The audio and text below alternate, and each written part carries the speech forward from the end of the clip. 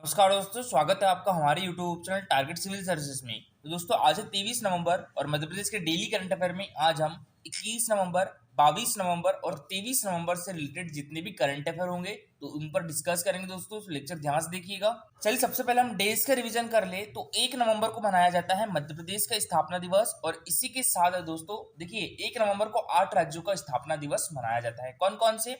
एक तो मध्य प्रदेश का और मध्य प्रदेश से अलग होकर बना छत्तीसगढ़ राज्य का। ठीक है, तो ये 2 राज्य हो गए और जो 6 राज्य थे उनकी ट्रिक क्या थी? पक्के आम पर यूपी का हक, पी से पंजाब, के से केरल, आंध्र प्रदेश, उत्तर प्रदेश, हरियाणा और कर्नाटका। ठीक है, पंजाब, केरल, आंध्र प्रदेश, उत्तर प्रदेश और हरियाणा और केरल। 5 नवंबर को विश्व सुनामी जागरूकता दिवस मनाया जाता है। 7 नवंबर को सर चंद्रशेखर वेंकट रमन जी की जयंती मनाई जाती है। 9 नवंबर को उत्तराखंड का स्थापना दिवस मनाया जाता है। 10 नवंबर को विश्व विज्ञान दिवस मनाया जाता है।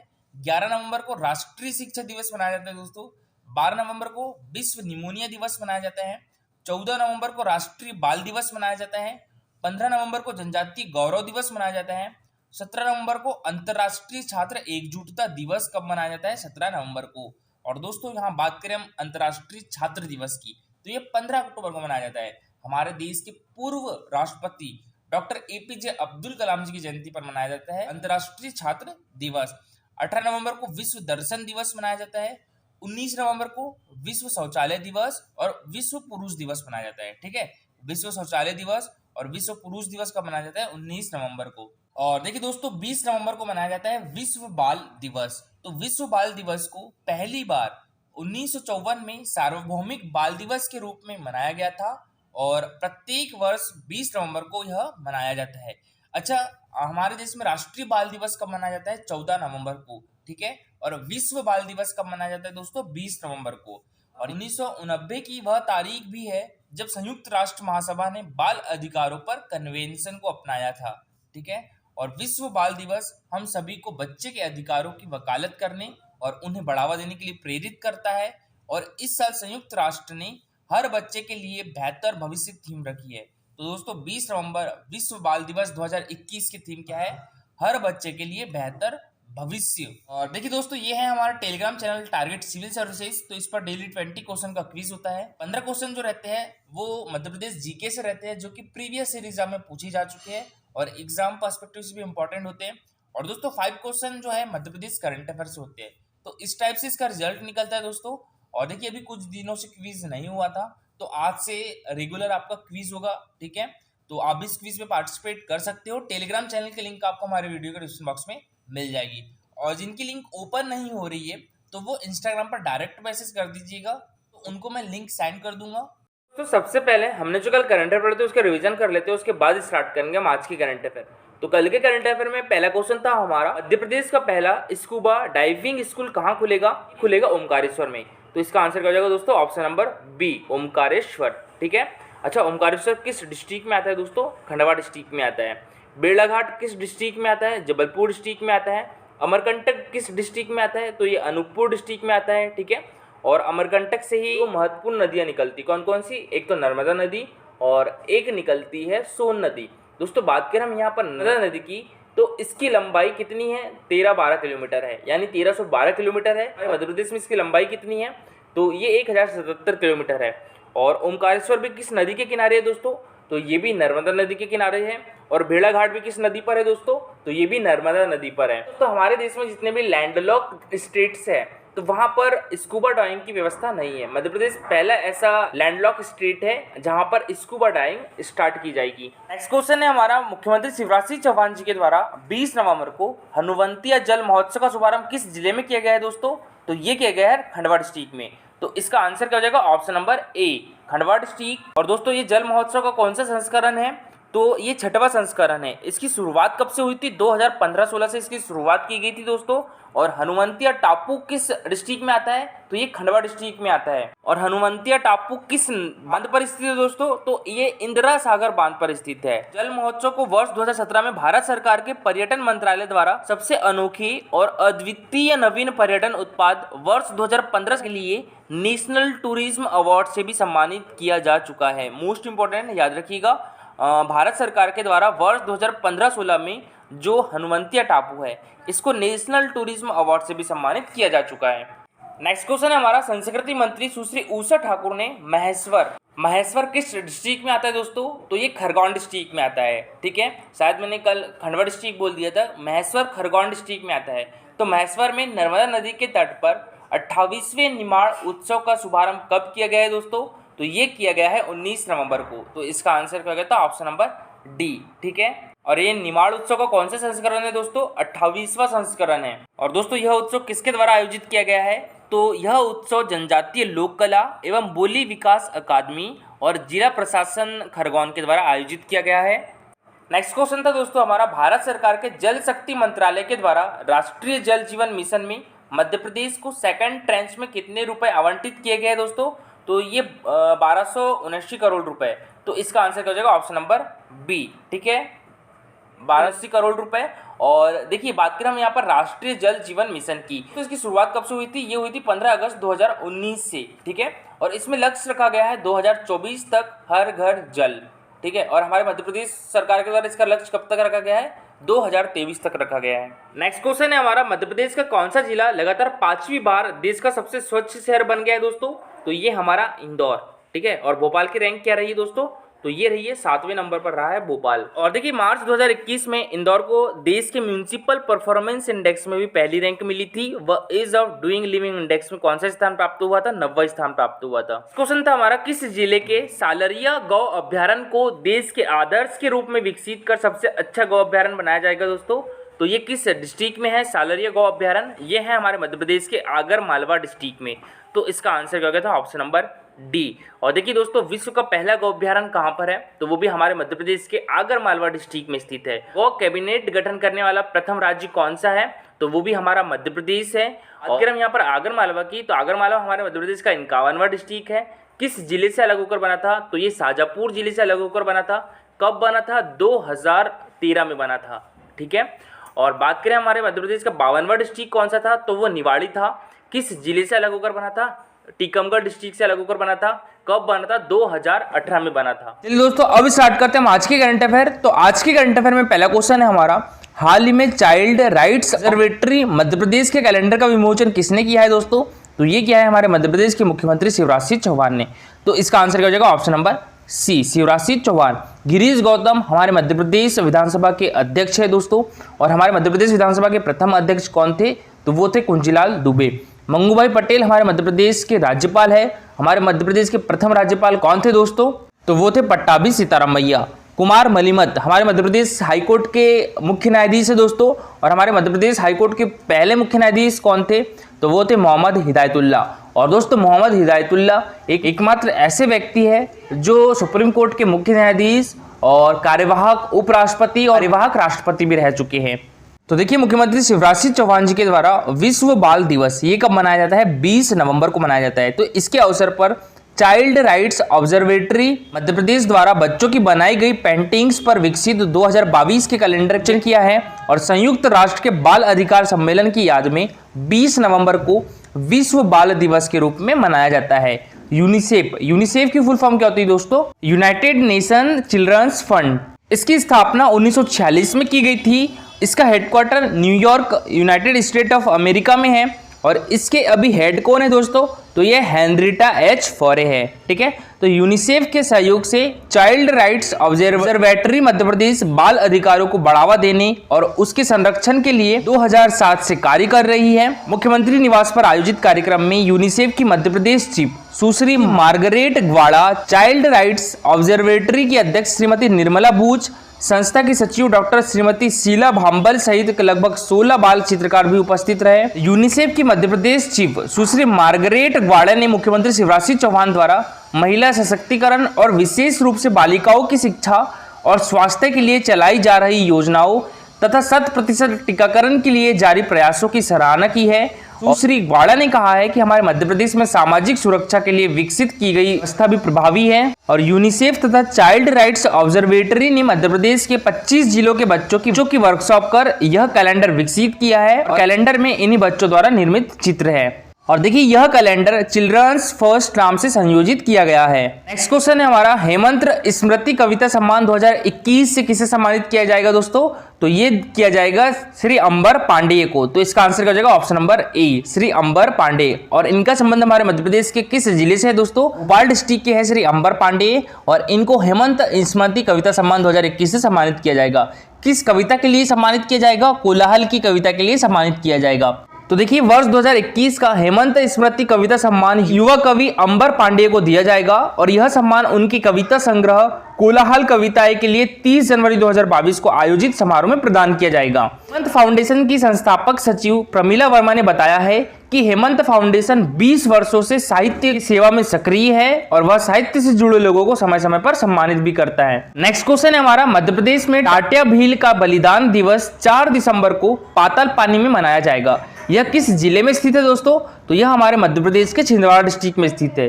तो इसका आंसर क्या हो जाएगा? Option number D. और दोस्तों छिंदवाड़ा डिस्ट्रिक्ट हमारे मध्य प्रदेश का क्षेत्रफल की दृष्टि से सबसे बड़ा जिला है। मध्य प्रदेश में टाटिया मामा का बलिदान दिवस 4 दिसंबर को पाताल पानी में मनाया जाएगा, और इसके पूर्व उनके जन्म स्थान खंडवा जिले की पंधाना तहसील के बड़दा ग्राम में उनकी पावन मिट्टी का कलश लेकर यात्रा निकाली जाएगी, जो 4 दिसंबर को पाताल पानी में संपन्न होगी। और मुख्यमंत्री शिवराज सिंह चौहान जी ने संस्कृति विभाग के प्रमुख सचिव श्री शिवशेखर शुक्ला को निर्देश दिए हैं कि हनुमंतिया में आजादी के 75 वर्ष पूरे होने पर एक प्रदर्शनी लगाई जाए, जो हमारे देशभक्तों की गौरव गाथा प्रदर्शित करे।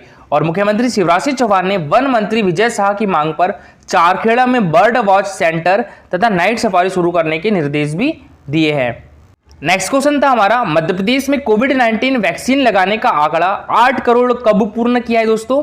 तो ये क्या है? 20 नवंबर को। इसका आंसर हो जाएगा ऑप्शन नंबर डी, 20 नवंबर। ठीक है। और देखिए अभी हाल ही में एक नर्सिंग का पेपर हुआ था, उसमें क्वेश्चन पूछा गया था कि हमारे देश में जो 100 करोड़ वैक्सीनेशन टीका कब पूर्ण कर लिया गया था दोस्तों? ऑप्शन थे 19 अक्टूबर, 20 अक्टूबर, 21 अक्टूबर, 22 अक्टूबर। कहीं आंसर क्या था? 21 अक्टूबर को हमारे देश में 100 करोड़ कोविड-19 वैक्सीन लगाने का आंकड़ा पूर्ण कर लिया था। कब कर लिया था? 21 अक्टूबर को, याद रखिएगा। ये मध्य प्रदेश में 20 नवंबर तक 8 करोड़ 37,019 पात्र नागरिकों को कोरोना वैक्सीन की डोज लग चुकी है। इनमें से 5 करोड़ 6,09,455 को वैक्सीन के प्रथम डोज और 2 करोड़ 94,27,864 नागरिकों को दोनों डोज लग चुकी है। मुख्यमंत्री शिवराज सिंह चौहान जी के द्वारा कहा गया है कि हमारे मध्य प्रदेश वासियों को कोरोना से बचाने के लिए 100% पात्र आबादी को दिसंबर माह तक वैक्सीन की दोनों डोज लगाने का हमारा मुख्य लक्ष्य है। नेक्स्ट क्वेश्चन है हमारा, हाल ही में राज्यपाल श्री मंगूभाई पटेल ने कृषि जैव प्रौद्योगिकी सूचना केंद्र का लोकार्पण कहां पर किया है दोस्तों? तो ये क्या है? ग्वालियर में। तो इसका आंसर क्या हो जाएगा? Option number A, Gwalior.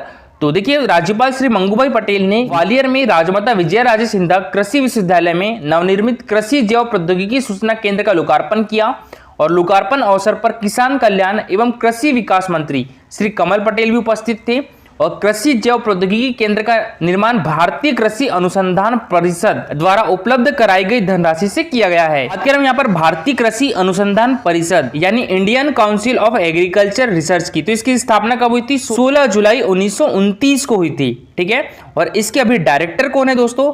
तो ये है त्रिलोचन मोहपात्रा, इसके डायरेक्टर है। और इसका हेडक्वार्टर कहाँ पर है दोस्तों? तो ये है हमारे देश की राजधानी दिल्ली में। तो हमारे मध्य प्रदेश में कृषि अभियांत्रिकी संस्थान कहां पर है? तो ये है भोपाल में।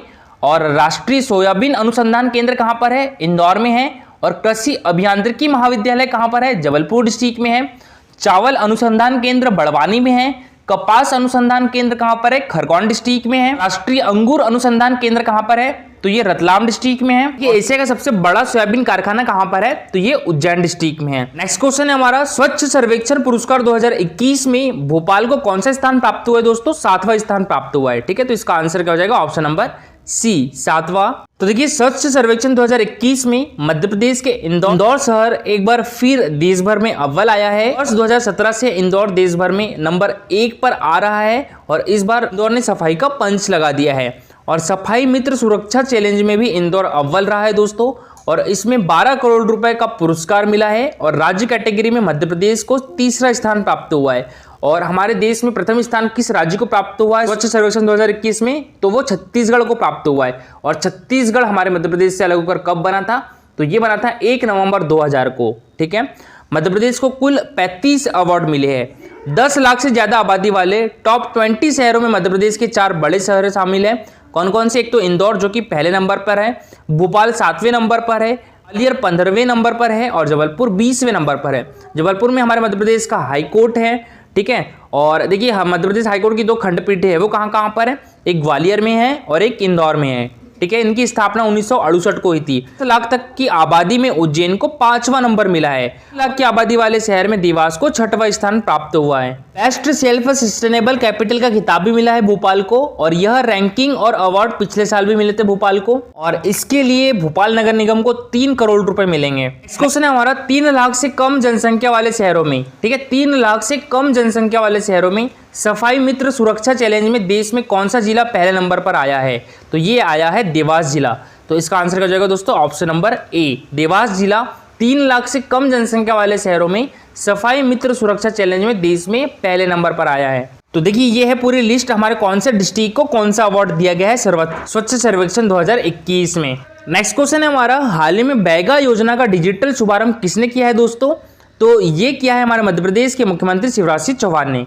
तो इसका आंसर कर जाएगा option number C, Shivraj Singh Chouhan. तो देखिए मुख्यमंत्री शिवराज सिंह चौहान जी के द्वारा बैगा योजना का डिजिटल शुभारंभ किया गया है, और योजना में बैगा समुदाय के सभी व्यक्तियों का घर घर सर्वे कर उन्हें शासन की सभी संबंधित योजनाओं का लाभ दिया जाएगा। और मुख्यमंत्री शिवराज सिंह चौहान जी ने बैगा संस्कृति पर प्रकाशित पुस्तक मैं बैगा हूं का विमोचन भी किया है। याद रखिएगा, मैं बैगा हूं का विमोचन किसके द्वारा किया गया है?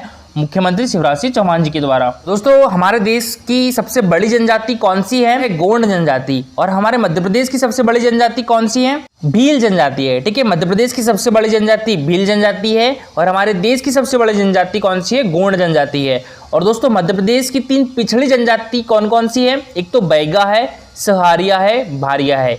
मध्य प्रदेश की 3 पिछड़ी जनजाति कौन कौन सी है? बैगा, सहारिया, भारिया। कौन कौन सी? बैगा, सहारिया, भारिया। याद रखिएगा। बैगा संस्कृति पर प्रकाशित पुस्तक मैं बैगा हूं का विमोचन अभी हाल ही में किसके द्वारा किया गया है? मुख्यमंत्री शिवराज सिंह चौहान जी के द्वारा। दोस्तों बैगा जनजाति की उप जनजाति कौन कौन सी है? भिंजवार है, निरोतिया है, भरोतिया नाहर है, रमैना है, काड़मैना, ठीक है। कौन कौन सी? भिंजवार, नरोतिया, भरोतिया नाहर, रमैना, कड़मैना, ठीक है। भिंजवार, नरोतिया, भरोतिया नाहर, रैमैना, काड़मैना। दोस्तों बैगा जनजाति हमारे मध्य प्रदेश के किस जिले में पाई जाती है? तो एक तो बालाघाट, मंडला और डिंडोरी, ठीक है। और ये तीनों डिस्ट्रिक्ट की सीमाएं छत्तीसगढ़ राज्य से स्पर्श करती है, और बालाघाट की जो सीमा है वो छत्तीसगढ़ और महाराष्ट्र दोनों राज्यों से टच करती है। प्रधानमंत्री नरेंद्र मोदी ने प्रतिवर्ष 15 नवंबर को पूरे देश में जनजाति गौरव दिवस मनाने तथा 1 सप्ताह तक जनजाति गौरव के विभिन्न कार्यक्रम देश के कोने कोने में आयोजित किए जाने का निर्णय लिया है,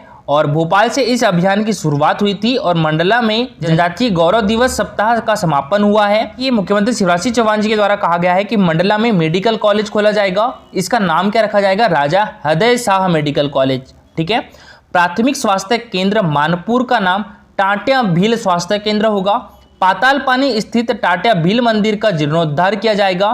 पातालपानी रेलवे स्टेशन का नाम टाटिया भील रेलवे स्टेशन होगा। मुख्यमंत्री शिवराज सिंह चौहान जी के द्वारा कहा गया है कि इंदौर में स्थित भंवरकुआं चौराहे का नाम क्या होगा?